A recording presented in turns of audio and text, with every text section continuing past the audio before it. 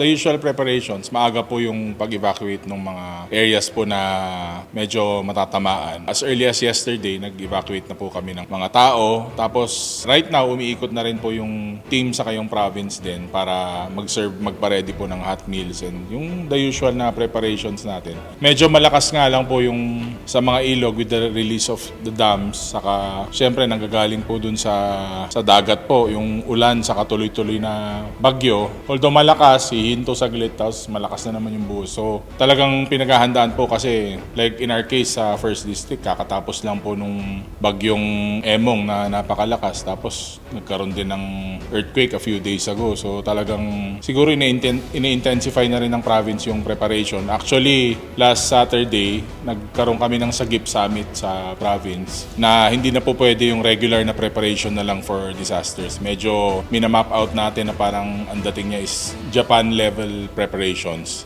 na nag-uumpisa na rin po kami sa grassroots.